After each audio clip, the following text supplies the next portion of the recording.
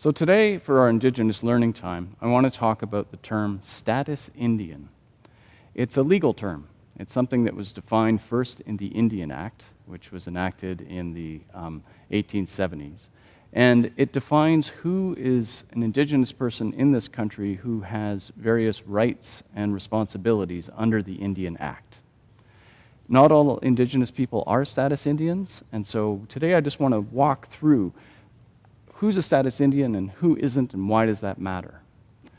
There are a number of things which you get by being considered a status Indian. When the Indian Act was drawn up initially, everybody was a status Indian, at least among the First Nations. It's never applied to the Métis or the Inuit, but for the First Nations, south of the Arctic Circle, it applied, and it came with various benefits as far as the Indian Act was concerned. And I would like to give you just a small list of the number of things which status Indians can enjoy. Number one, they can live on a reserve. Number two, they are owed an education from the federal government. So that means their high schools and elementary schools are supposed to be run by the federal government. They're also supposed to receive health care from the federal government. And as long as they live on a reserve, they don't have to pay federal income tax or provincial taxes. So who qualifies to be a status Indian? Well, not everybody. As I said, the Inuit don't qualify. They really only came into relationship with the federal government in the 20th century after the Indian Act had been written. And the Métis out west have never been covered by the Indian Act either as status Indians. So that leaves First Nations. There's about 1.6 million people in Canada who identify as Indigenous, and of them, around 1 million are First Nations.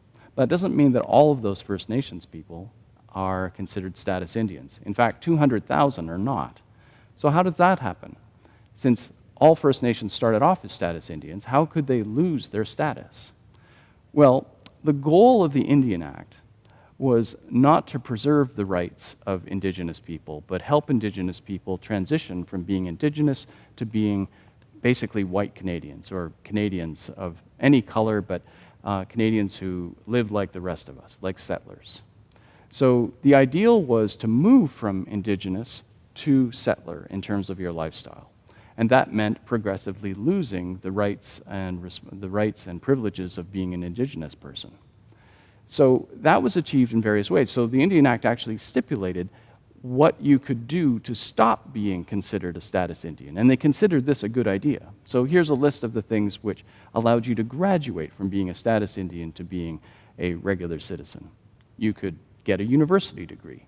Any Indigenous person getting a degree would lose their status Indian status. You could join the army.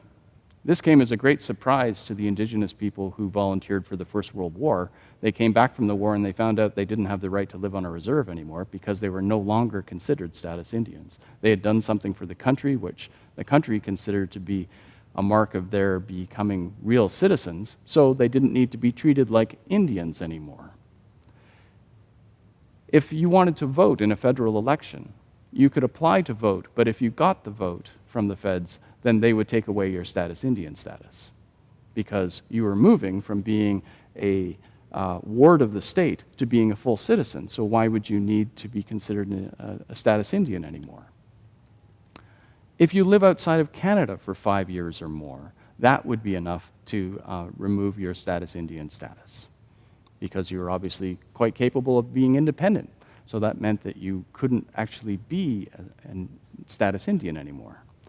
And then finally, if a Indigenous woman, a status Indigenous woman, married a non-status man, even if he was Indigenous, that too would remove that woman's status Indian status.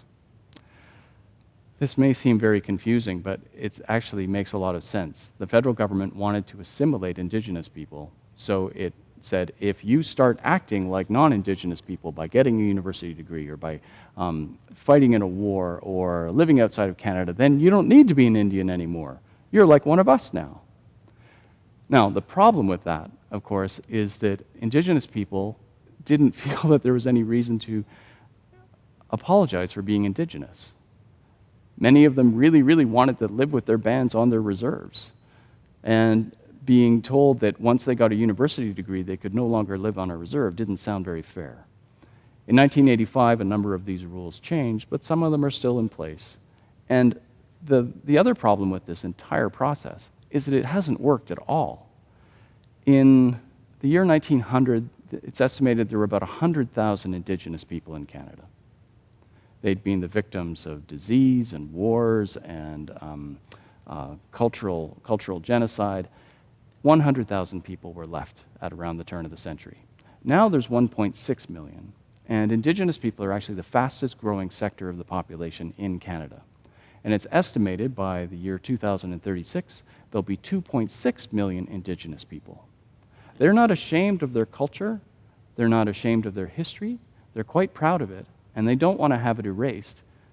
And they certainly don't want to have their status as Indigenous people erased just because they go to university or they join the army. So those rules have been changed, but the overall feeling of the Indian Act is that one is supposed to graduate from being a status Indian to a regular citizen. And Indigenous people have been pushing back against that, and I can see why. So that ends our Indigenous learning session for today.